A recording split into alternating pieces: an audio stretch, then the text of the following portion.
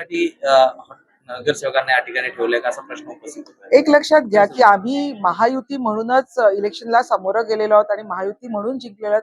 आम्हाला जे मॅन्डेट मिळालेलं आहे ते महायुती म्हणून मिळालेलं आहे. त्याच्यामुळे पाठीत खंजीर खुपसायची आमची भूमिका नाहीये. आम्ही महायुती म्हणूनच राज्यावर मुंबई महानगरपालिकेवर येणार आहोत. आणि तुम्ही हॉटेल पॉलिटिक्स बद्दल बोलायचं तर हे आमचे जे नगरसेवक आहेत ते जवळजवळ 29 नगरसेवकांपैकी जवळजवळ 20 नगरसेवक हे पहिल्यांदा निवडून आलेले आहेत. त्याच्यामुळे त्यांना महानगरपालिकेचं कामकाज कसं चालतं याबद्दल काही माहिती नाही. तर त्या संदर्भात 2 दिवसाचं आम्ही इथे शिबिर ठेवलेलं आहे, जेणेकरून महानगरपालिकेमध्ये काम कसं चालतंय, कामकाज कसं होत आहे, त्याचे कायदे कानून काय आहेत, कशा पद्धतीने आपण सामोरं जायचंय याच्यासाठी आम्ही आज इथे नगरसेवकांना बोलवलेलं आहे. त्याच्यामुळे याच्याबद्दल जे काही हॉटेल पॉलिटिक्स वगैरे आम्हाला हे करायची गरज नाहीये. कारण आमचे जे निवडून आलेले हे वाघ आणि वाघीण आहेत आणि हे तुम्हाला हरवून उबाटाला हरवून आज इथे आलेले आहेत. त्याच्यामुळे ज्या काही पुढ्या सोडतायत ते मला असं वाटतं की त्यांचेच नगरसेवक हे कुठे इकडे तिकडे जाऊ नये म्हणून तर हे करत नाहीयेत की नाही असा संशय आम्हाला होतो. चर्चा अशी आहे की कहीं पे निगाहें कहीं पे निशाणा असा बोललं जातं.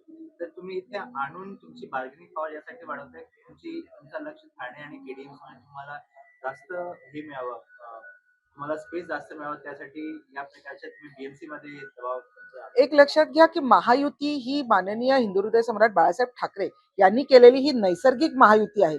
त्याच्यामुळे असल्या बार्गेनिंग पॉवर्स वगैरे वाढवण्यासाठी आम्ही या गोष्टी करत नाही आहोत. परत एकदा सांगते की आमचे महानगरपालिकेचे नगरसेवकांनी कामकाज कसं करावं यासाठी इथे 2 दिवसाचं शिबिर ठेवण्यात आलेलं आहे आणि त्याच्यासाठी नगरसेवक आज इथे आलेले आहेत. ताई मग जी चर्चा सुरू आहे की महापौर हा पद समसमान मिळावं, बाळासाहेब ठाकरेंची जन्मशताब्दी आहे आणि त्यानिमित्ताने भगवा हा महानगरपालिकेवर बाळासाहेबांचं स्वप्न होतं हे पूर्ण करण्यासाठी मागितलं जात आहे. या सगळ्या चर्चांना नेमकं पूर्णविराम काय असणार?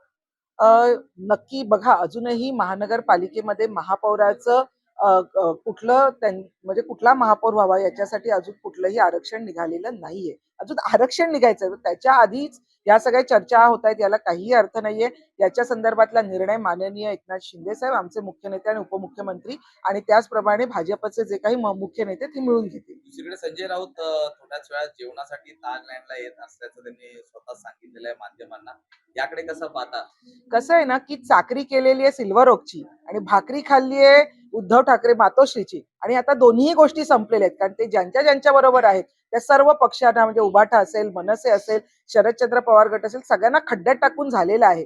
आणि आता मला असं कळलंय की त्यांचं खासदारकीची वेळही संपत आलेली आहे. जे खासदारकी त्यांना माननीय शिंदे साहेबांच्या कृपेमुळे मिळाली होती ती सुद्धा संपत आलेली आहे. त्यामुळे कुठेतरी मला परत खासदार करा म्हणून आमच्याच नगरसेवकांना, कारण शिंदे साहेबांसमोर तोंड दाखवायची त्यांच्याकडे आता हिंमत राहिलेली नाहीये. म्हणून आमच्याच नगरसेवकांना मस्का मारायला आले असतील कदाचित किंवा मला शिंदे साहेबांकडे घेऊन चला जेणेकरून मला परत काहीतरी माझं भविष्य थोडंसं सिक्युअर होईल म्हणून कदाचित ते येत असतील असं आम्हाला वाटतं.